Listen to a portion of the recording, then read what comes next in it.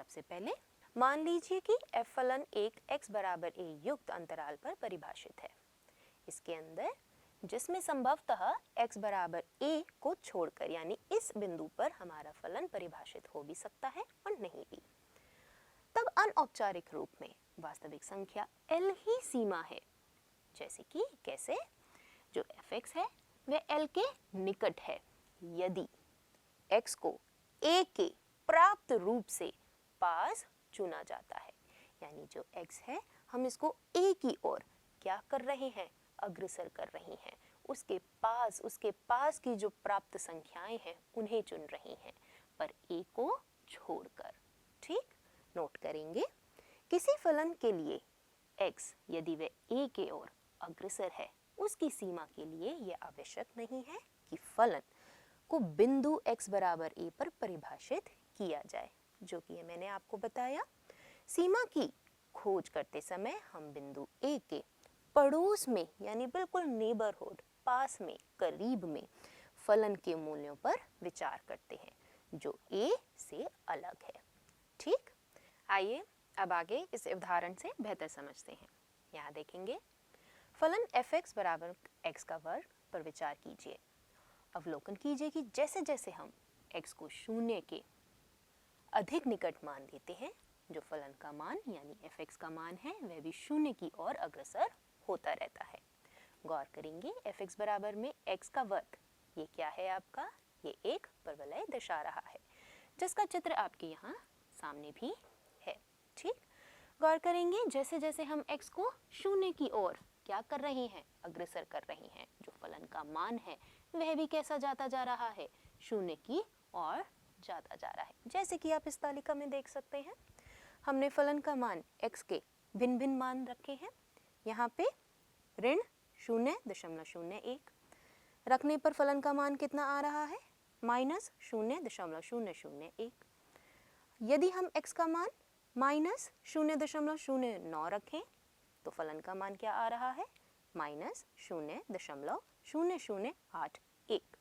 ठीक, ऐसे ही यदि हम शून्य से हल्का सा क्या लें, बड़ा हुआ मान, जैसे 0.001 देखा तो मान कितना आया, 0.001।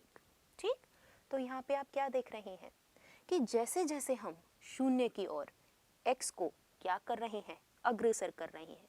अगर मैं बाएं पक्ष से इसको अग्रसर लूं तो मेरा फलन का मान भी शून्य की ओर बढ़ता जा रहा है।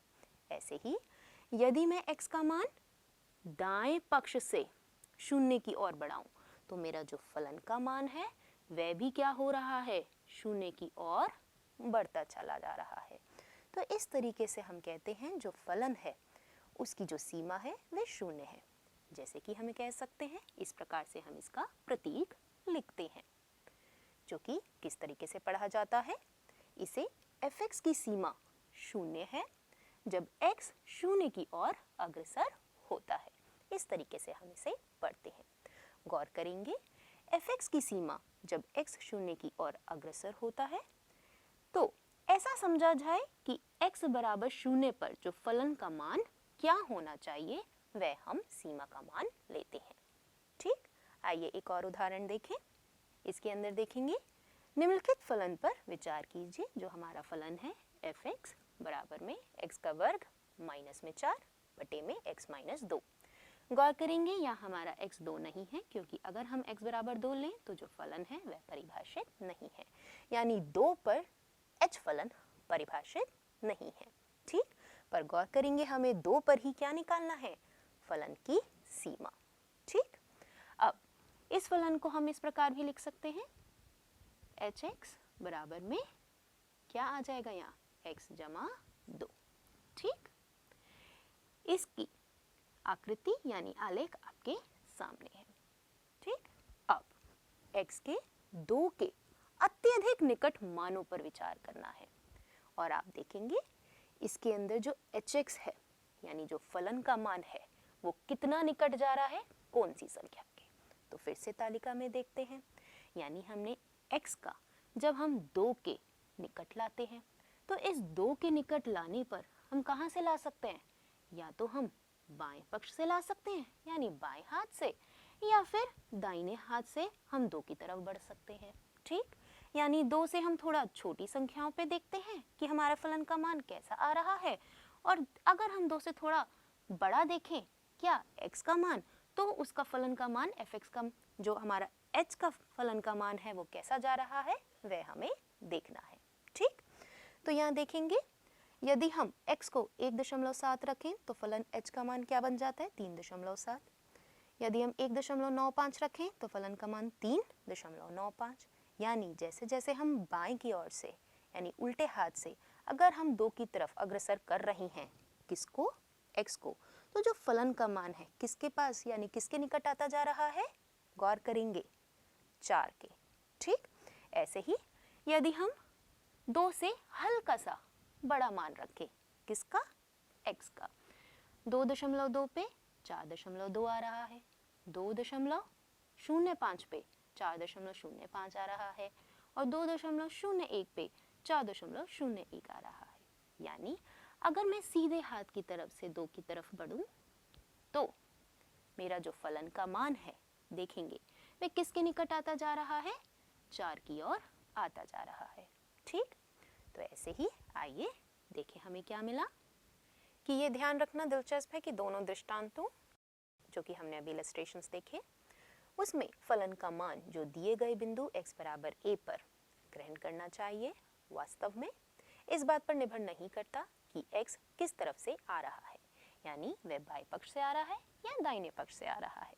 सो अनिवार्य रूप से 2 तरीके x के किसी संख्या को बाईं या फिर दाईं ओर से संपर्क कर सकते हैं, अर्थात x के सभी मान किसी a से कम या अधिक हो सकते हैं लेकिन बहुत करीब से। ये स्वाभाविक रूप से हमारी 2 सीमाओं की ओर संकेत कर रहा है, और वे क्या हैं, एक बाएं हाथ की सीमा और दूसरी दाहिने हाथ की सीमा, यानी left hand limit and right hand limit. और अगर ये 2 सीमाएं मेल खाती हैं यानी समपाती हैं तो सामान्य मान फलन की सीमा के रूप में जाना जाता है। तो आइए देखें सबसे पहले बाएं पक्ष की सीमा।